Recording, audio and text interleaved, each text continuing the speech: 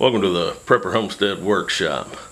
Now, 2020 has been a heck of a year, and I've had several people who know that I've been involved in prepping who have come to me this year who have never been involved in it, and they're scared and they want to get involved in prepping, but they're scared that they've started too late. You know, and you see people talking about it online, and there's a lot of people who just tell them, you know, hey, you're too late. There's nothing you can do. You can't prepare now. You can't prep.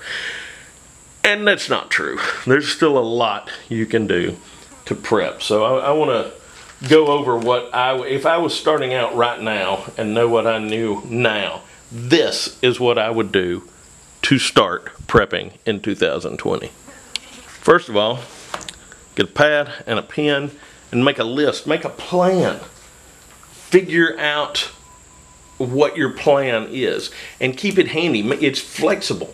You know, if something turns out as you learn more to be a bad idea, or as you get more information, mark that out and go a new direction, but write it down. Have goals to meet, whether it's things to get, skills to learn. Put it down on paper where you can refer back to it. That's the first thing you need to do. The second thing you need to look at is your physical health. And I'm not just talking about exercise and taking care of your body. That goes without saying. That's something you need to do, and you need to start doing now. There are all kinds of programs out there that can help you get in shape for really nothing. There's Couch to 5K. It's an app that will help you get to where you can run. From barely being able to walk to run it. There's the 100 push-up challenge, the 200 sit-up challenge. There's all these programs out there that can help you get in shape now. It doesn't make sense not to take advantage of those. Also, go see your doctor. Go ahead and have anything looked at. Find out what's going on. Find out what you can do from a medical professional. Get your eyes looked at. If you need glasses, get glasses now. Go to the dentist. Get your teeth looked at. Get your teeth looked at while you can get them looked at. You know, stay as tip-top on it as you can. Number 3 is shelter. You need to really look at your shelter. Do you rent? Do you own? Are you in a rural area? Are you in an urban area? Are you in the suburbs? Is your shelter, is your area where you're at, is it safe? Are you planning on bugging in? Are you planning on bugging out?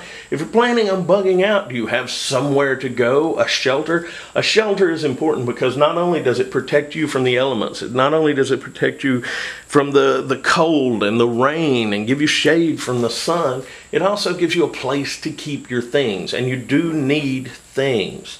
So you need to look at your shelter, you need to assess it, you need to figure out what your best bet is with your shelter. Number 4 is water.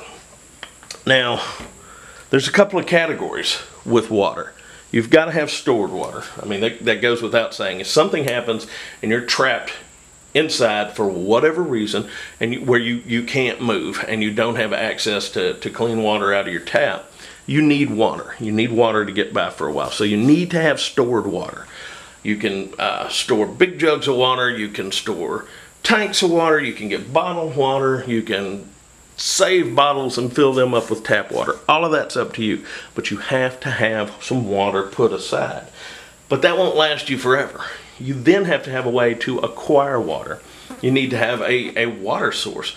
And it can be rain catchment, it can be a well, it can be a river. But if there's a river 2 miles from your house and you have to go on foot to get your water, that's not a good water source. It needs to be close at hand. You need to have a way to acquire water. And then the last thing you need to do is you need to have a way to clean that water that you have acquired. If you have a life straw, that's not going to provide you with all the water that you're going to need. You need to have a way to clean larger amounts of water for cleaning, for cooking. So you need to have a way to clean your water. So be it chemical filters, however you got to do it, you need to work that out. Now the next thing is going to be food storage. And I'm putting storage behind that because it's not just food. Food storage, you've got three basic categories. You've got fresh food, which is going to be your fresh fruits, vegetables, meats, cheeses, short-term things that you get that'll last around 2 weeks when refrigerated. As we learned earlier this year, when people got cut off from the grocery stores, a lot of people do not have very much food in their house, and they panicked, and they went out and they panic bought, and they emptied a lot of stores out. Even out here where I'm at, they panic bought and bought crazy stuff. So go ahead and just get enough fresh food to sustain yourself and your family for a couple of weeks, and that should take care of that. But then you need to start looking at your longer term foods, your kind of your midterm stuff, like your canned foods and your boxed foods. And what they give you is it gives you food you can get and put up that is a little tastier than a lot of the dried stuff, but it lasts longer. Canned food can last for years. Some of the boxed foods, the dinners, the macaroni dinners and things like that, they can last for years. And that gives you a whole new addition to your pantry. You should have several months of that kind of stuff back. And going back to the water, you have to have the water to be able to cook a lot of those dried foods. And then your long-term storage is going to be traditionally rice, beans. You've also got the dehydrated foods, the MREs, things like that. Some of those are long-term storage foods where you can get, with a lot of those, you can get 30 years or more out of storing those. So that's something you put back for a long time. That's your backup even when things have gone bad. So that's your food storage. Now, what I put as number 6 is your food resupply. Having stored food, if you have 5 years of stored food, but you have no way to resupply it, in 5 years, you're out of food. Now, 5 years in some kind of situation to where you can't get food is a heck of a time to learn how to get food. People who are constantly claiming, I usually see these people online, that they're going to, if something happens, some kind of grid down situation, they're going to feed themselves by hunting and fishing. And that is a bold statement. The amount of game animals we have in this country and the amount of people who hunt and fish are large, and that amount of people will expand if there's some situation like this. So it's not reasonable. The only way you'll be able to resupply your food is to be able to produce it yourself. So you're looking at gardening, which is going to be the easiest way to get your fruits and vegetables, and raising your own livestock. Now with gardening, just having a little can of seeds you got at the emergency supply store, that's not going to do it. You need to start gardening now. You need to be preparing your ground. You need to be getting soil tested. You need to be finding out how to rotate crops. You need to find out how much to grow for you, your family, or whoever's going to be at your location. You want to be able to grow some extra so you have some. So gardening, that is a big deal. Go ahead and start it. Plant fruit trees now. Plant brambles now. Get these things going. Start learning about it now while it's easy. If your garden fails now, it's not a big deal and you can learn from it. But if your garden fails when you need it to feed you, then it's a disaster. Livestock, we've started small with chickens and rabbits, and now we've got into goats, and that's been very rewarding, and we already provide a lot of our own meat. So definitely looking at livestock is an idea to become self-sufficient in your own food supply. At number 7, I'm going to put medical. Now everybody likes to get into the tactical stuff right off the bat. You've got your cat tourniquets and your Israeli bandages and your chest seals and decompression needles and all of that stuff. And yes, you should have that. If you should definitely have that stuff. If you have a firearm or a chainsaw, you should be able to treat traumatic wounds. But your normal stuff is going to still be your normal stuff. You're still going to need Visine. You're still going to need ibuprofen. You're still going to need Band-Aids, Neosporin, iodine, peroxide, all the normal things that you need to treat normal small injuries and sicknesses. You need decongestants, you need fever reducers, all of those things. Imagine if you couldn't just run to the store, the drugstore, and buy Tylenol when you needed it, or ibuprofen. You need to get those, you need to label the date, and you need to rotate through those as they age. But that's something you need. You got people with allergies? Might want to go ahead and find a way to get a couple more EpiPens. Well, this fly has joined us. Get you another EpiPen or two. You know, figure it out.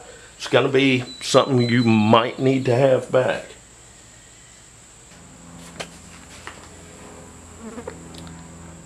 Next on our list is going to be defense. And everybody immediately wants to jump to guns on this. And the reason why I put it so far down the list is you've got to have your food, you've got to have your water, you've got to have your shelter, you've got to have your medical, all those things you have to have every day. So defense is down there when it comes to firearms. Now, right now, firearms are at a premium. I went out and checked out some of the pawn shops and stores that sell guns in my area, and what they still seem to have are shotguns. So as much as I hate to sound like Joe Biden, get a shotgun. They're available, shotguns with hunting length barrels, you know, bird guns, turkey guns, they're out there. Now, shotguns are pretty simple to learn if you can distance yourself from the myths about shotguns. If you watch television or movies, they would have you believe that you don't have to aim a shotgun, that shotguns are blow holes that you can see daylight through in people.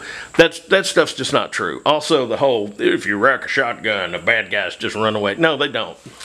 They know that you have a gun that's not full. But shotguns are extremely versatile. The ammunition you can fire, anything from birdshot to slugs. A shotgun is a good defensive weapon. It's not the best, but it's good, and it's relatively simple. Do seek some training with whatever kind of firearm you get. Have somebody, even if it's just having someone who's experienced with firearms showing you some stuff. Seek some training. Don't just get it and stick it in the corner and think you're good. Shoot your shotgun. Shoot different kinds of ammunition out of it. Practice safety. Learn safety. So that's where I would go with firearms. After that, you know, look for a good handgun. And I do mean a good handgun. I would rather have a quality 5 or 6 shot revolver than I would a high point. I know people have told me that they have had good experiences with high points, so they tell me. But I would go with something a little higher quality. But firearms are just firearms and firearm training are just the beginning of that. You also need to look at your property. How defensible is it? How uninviting is it? Do you have a gate? Do you have a fence? Do you have things under the windows that make people not want to climb in, like rose bushes, things like that, passive defensive things? You need to have a fence. You need to have the dogs come in real handy. Dogs let you know when somebody comes on your property.